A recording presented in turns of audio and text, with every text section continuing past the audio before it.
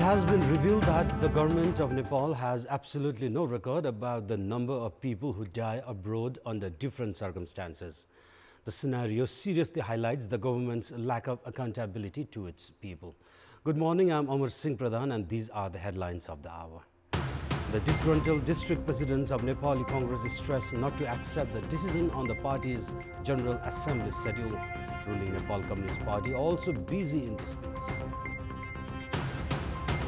The government fails to keep records of most citizens who died during foreign employment. Foreign Employment Board only keeping records of those who approach for compensation.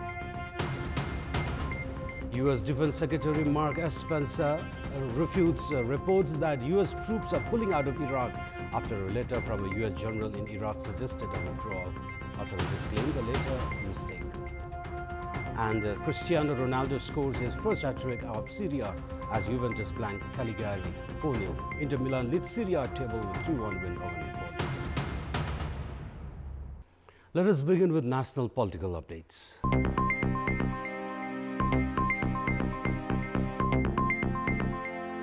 The district presidents of the disgruntled faction of the main opposition Nepali Congress have begun an assembly in the capital. The leadership faction has been criticized for declaring the schedule for the General Assembly and for its decisions regarding the organizational departments. We have a report. On the 27th last month, the Central Committee of Main Opposition Nepali Congress announced that the party's 14th General Convention would be held between 19th to 23rd of February 2021. The same meeting that was boycotted by senior leaders Ramchandra Paudel, General Secretary Shashank Koirala, and former General Secretary Krishna Prasad Sitola had also made decisions regarding the party's organizational department. The disgruntled faction held an assembly at the party's secretariat to put pressure on the organizational faction to rectify its decisions. The meeting was participated by around 40 district presidents who, in their own words, say Party President Sher Bahadur Deuba had forced his decisions to the party. विपरीत निर्णयहरू भएछन् ती निर्णयहरू सच्याउनु पर्छ भन्ने हाम्रो माग हो र त्यही क्रममा सभापतिजीहरुलाई बोलाएर रामचन्द्रले बोलाउनु भएको छ हामी सबैको तर्फबाट सभापतिहरुसँग परामर्श गर्ने अब अगाडि कसरी जाने त विधान विपरीतको कामहरू सच्याउनका लागि सबैभन्दा उपयुक्त बाटो के हुन्छ त्यो सल्लाह परामर्श गर्नका लागि आजको बैठक डाकिएको हो। अहिले हामीहरू 50 को हाराहारीको उपस्थिति हामीले चाहिँ यहाँ भइसकेका छ। साथीहरू आउने क्रममा हुनुहुन्छ। हामी भोलिको दिनमा पनि छलफल बहस गर्ने भएकोले तपाईहरुले यसलाई जसरी व्याख्या गर्न खोजे तापनि यो नेपाली कांग्रेसलाई जीवन्त राख्नुपर्छ भनेर हिजोदेखि आवाज उठाउनेहरूको बीचको चाहिँ यो छलफल हो भन्ने कुरा यहाँहरुले बुझ्न जरुरी छ। निर्वाचन जित्ने या हार्ने टेक्निकल कुरा पनि हुन् तर तपाईको चाहिँ पार्टीलाई जीवन्त गर्ने विधानलाई व्यवस्थित गर्ने कुरा भनेको फरक कुरा हुन्। हिजो तल्लो तहदेखि मस्यौदा समितिले छलफल बहस गर्दै ल्याएर महासमितिले सर्वसम्मत ढंगबाट अनुमोदन गरेको विधानको कुनै पनि धाराहरू निर्माण गर्ने अधिकार केन्द्रीय समितिको बहुमतलाई छैन। यो कुरा हामीले बुझ्न जरुरी छ। यही कुरा चाहिँ छलफल बहसमा ल्याउनु पर्ने आजको आवश्यकता हो। A few of the leaders have said the party is attempting to settle the growing dispute. The General Assembly is scheduled to continue on the 7th of January as well. The current Nepal Communist Party-led government enjoys a two-thirds majority at the parliament. However, the government has neither been able to settle a permanent name for the 7 provinces nor the capital. Likewise, the government has also failed to finalize the candidate it wants to fill for the post of speaker that has been vacant for 3 months now. The ruling party has been distracted from major issues due to inter-party disputes. We have a report. The Provincial Parliamentary Party has failed to finalize the name of Province 3 and its capital despite the directive of the ruling Nepal Communist Party's Central Secretariat. The meeting slated for 6th of January was postponed by 3 days following protests from the opposition faction within the party. The ruling party has also failed to finalize the candidate for the post of speaker that has been vacant for 3 months now. Nepal Communist Party Chairman duo KP Sharma Oli and Pushpa Kamal Dahal have not reached a consensus regarding the candidate.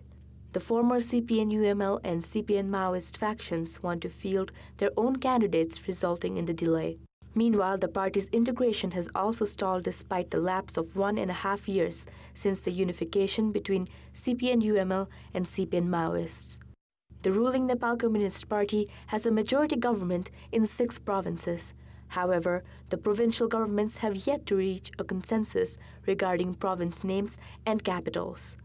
Likewise, the ruling party has been facing a challenge to settle controversies surrounding the US-funded Millennium Challenge Corporation. KP ओलीले एउटाको प्रतिनिधित्व गर्नुहुन्छ, माधव नेपालले एउटाको प्रतिनिधित्व गर्नुहुन्छ। पूर्व माओवादीभित्र पनि मोटो रूपमा चाहिँ त्यहाँ एउटै माओवादी भन्ने जस्तो देखिन्छ, तर कामरेड प्रचण्डको, नारायण काजी श्रेष्ठको, बादल रामबहादुर थापाको अलग अलग केही न केही शक्ति सङ्घर्ष र द्वन्द्वहरू त्यहाँ छन् र ती सबै लिएर यो पार्टी एकीकरण भएको हो। पार्टीभित्र शक्तिको विन्यास, को मान्छेको हैसियत के हो, त्यसलाई चाहिँ के भूमिका दिने हो भनेर शक्तिको विन्यास राम्रोसँग भइसकेको छैन। अनि भावी महाधिवेशन र महाधिवेशन पछिको शक्ति कसले प्राप्त गर्ने भन्ने विषयमा पनि त्यहाँ द्वन्द्व छ। यो कारणले चाहिँ पार्टी एकीकरण कम्प्लिट हुन सकेको छैन। A two-thirds majority means the government has the people's mandate. However, even leaders and cadres of the ruling party have expressed strong dissatisfaction towards the leadership's modus operandi. The growing inter-party factionalism within the ruling party has rendered all three tiers of the government ineffective, and issues that directly concern the public overshadowed. And now time for a short break. For more news, do stay with us. The economy of Nepal relies on the remittance sent by the youths who have gone for foreign employment, and many of them lose their life in foreign soil due to diseases or in the course of their work. However, the government does not have proper data of the migrant workers who have lost their lives abroad, as a system to record such statistics still has not been developed. The Malaysian government facilitated the return of migrant workers working illegally in Malaysia within 5 months. Out of the 15,000 illegal Nepali migrant workers expected to return to Nepal, only 6,500 laborers returned home. The government does not have any records of the whereabouts of the migrant workers who did not return. Even the government does not have any mechanism to record the unified data of the migrant workers. Most of the laborers who are forced to work illegally by the employers even after the expiry of their contracts. Based on the study carried out jointly by the non-resident Nepalese Coordination Committee and the Labour Ministry, 104 laborers are out of contact in Malaysia. The government, meanwhile, is more focused on remittance than searching for the laborers who are out of contact. The government even does not have any records of those migrant workers who died while working abroad. Nepal has embassies in most of the countries where Nepali youths are working. The government has formed the Foreign Employment Board that looks after the data of the dead laborers. However, the board only keeps the record of those whose families approach for compensation. Based on this record, the Foreign Employment Board reveals that around 750 youths die annually in foreign countries, although many families do not reach the board for compensation. There is also government policy which restricts the family to claim for compensation if it fails to do so within a year of the death of the victim. Consequently, the statistics published by the Foreign Employment Board cannot provide the actual number of deaths based on the claims of compensation by the families. There is a big number of youths working illegally in foreign countries as a result of human trafficking and fake employment procedures by employment companies. There is a call for the government to exhibit seriousness in providing data of Nepali migrant workers working legally or illegally. And time for international update.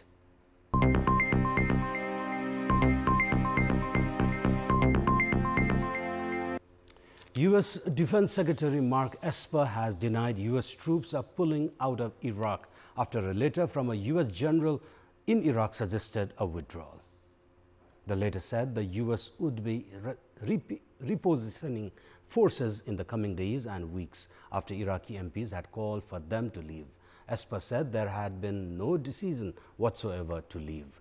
The confusion came amid threats to American forces after the U.S. killed top Iranian commander Qasem Soleimani. He died in a U.S. drone strike in Baghdad on Friday on the orders of Trump. The killing has sharply increased regional tensions with Iran, threatening severe revenge. Esper told reporters in Washington that there was no decision whatsoever to leave Iraq. The highest-ranking U.S. soldier, chairman of the Joint Chiefs of Staff, Mark Milley then appeared at a briefing saying the letter was a mistake. He said it was a draft which was poorly worded, had not been signed and should not have been released. General Milley reiterated that the US troops were not leaving. And we have more news coming up, but right now it's time for another short break. In our public voice segment, we had asked the residents of Surkhet district what can be done to make services at government health institutions more convenient and effective. Let's take a look at what they have to say. Public voice. हामीलाई सहजता कसरी हुन्छ अनि सजिलो तरिकाले उपचार गर्न पाउने सेवा सुविधा राम्रो भइदिएको भए हुन्थ्यो। वृद्धहरू छन्, अब अलिकति अस्पतालहरू असार छन्, तिनीहरूलाई पनि खासै त्यतिकै उनीहरूलाई गराए त्यति जस्तो लागेन मलाई। मान्छेलाई अलिकति त्यो राम्रो वातावरण बनाइदिने भइदिए भए हाम्रो एउटा राम्रो हुन्छ भन्ने मेरो सोच हो। हामीले उपचार गर्नु पाए भए फाइदा हुन्थ्यो। टाढा टाढाबाट आइन्छ, आएको मौकामा हुँदैन। नयाँ कर्मचारीहरू भर्ना गरे हुन्छ, अलिकति दक्ष कर्मचारीहरूलाई भर्ना गरेर हुन्छ, अथवा सरकारको तर्फबाट यहाँ भोलिन्टियरी सेवा गर्ने साथीहरूलाई राखेर हुन्छ। जनतालाई सेवा चाहिन्छ।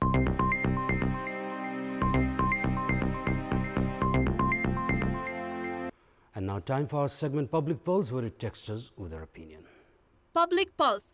Why has the government not kept records of citizens who died during foreign employment? Your options are option A, no mechanism; option B, lack of practice of keeping data; and option C, lack of sensitivity towards migrant workers. The voting for the question is on. Type in WS, select your option A, B or C and send it to 34001 to share your opinion with us. And let's move on to sports update. Sports news. Cristiano Ronaldo has struck his first hat-trick in the Italian League Serie A as Juventus blanked Cagliari 4-0 in a match late last night. Following a goalless first half in front of the home crowd, Juventus exploded into action in the second half as Ronaldo slammed 3 goals. Ronaldo opened the scoring in the 49th minute. He scored his second goal when Juventus were awarded a spot kick in the 67th minute. Gonzalez Higuain scored the team's third goal in the 81st minute. Ronaldo completed his hat-trick the very next minute to register his maiden hat-trick of the Serie A and 56th career hat-trick. In another match, Inter Milan thumped Napoli 3-1. Romelu Lukaku scored a brace while Roberto Martinez scored 1 goal for Inter Milan. With the win, Inter Milan has climbed to the top of the Serie A table, collecting 45 points from 18 matches. The second place, Juventus too have 45 points but trailing behind on goal difference. Meanwhile, in another match that saw the return of Zlatan Ibrahimovic, AC Milan were held to a goalless draw by Sampdoria. The 38-year-old Ibrahimovic had featured in AC Milan's Serie A triumph in 2010-11 season. AC Milan are currently in the 12th position in the league with 22 points. And now time for our special segment, Sports Buzz.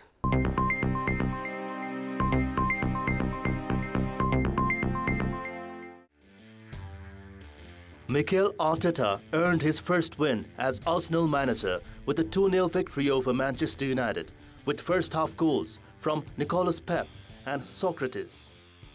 After collecting 1 point from his first 2 games since replacing Unai Emery, Arteta secured Arsenal's first win at home in the league in 3 months.